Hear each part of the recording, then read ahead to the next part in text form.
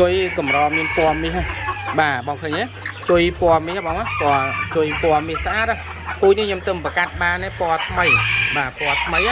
ហើយយើងមើលមេមាសមាសដែរមានកឡៅកមេនេះគឺមានកឡៅកនោះបាទកតុយខ្មៅហើយមានកឡៅកណាទាំងមេពីរនេះបាទអញ្ចឹងកឡៅកអញ្ចឹងបងឃើញបាគេកតុយវាបើកស្អាតណាហើយបានេះខ្ញុំបញ្ជាក់ថាមេបានេះគឺទៅតែឡើងពងថ្មីទេបាទទៅពងថ្មីទេបាទអញ្ចឹងបងស្រឡាញ់ឈុតនេះអាចកំងបានបញ្ជាក់មានតែមួយគូទេមកមុនគឺបានមុនបាទមកមុនគឺបានមុនផ្ញើទៅមុនបាទឈុតពូជមន់រាសីជួយរមាសបាទយើងមានជួយបាទមានជួយពណ៌ខ្មៅមានជួយពណ៌ប្រផេះបាទមានជួយរៀងពណ៌រៀងក្រហមបន្តិចបាទបងប្អូនចាំមើលបាទនេះគឺថាជួយមាសបាទជួយមាសបាទពូជនេះមានតែមួយឈុតទេខ្ញុំនិយាយថាមួយឈុតទេបងស្រឡាញ់បាទឆាតសួរបាន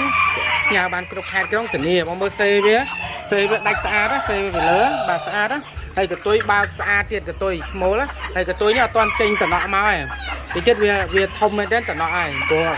ឈ្មោលនេះអាយុវាទៅបាន8ខែប៉ុន្តែប្រកាសពូជបានហើយបាទប្រកាសពូជបានហើយមេនេះទៅកំពងបានបដាហើយណាបងប្អូនបាទស្រឡាញ់ចូលចិត្តកុំភ្លេចបាទឈុតនេះបាទត្រូវថ្លៃគឺចេញទៅតែម្ដង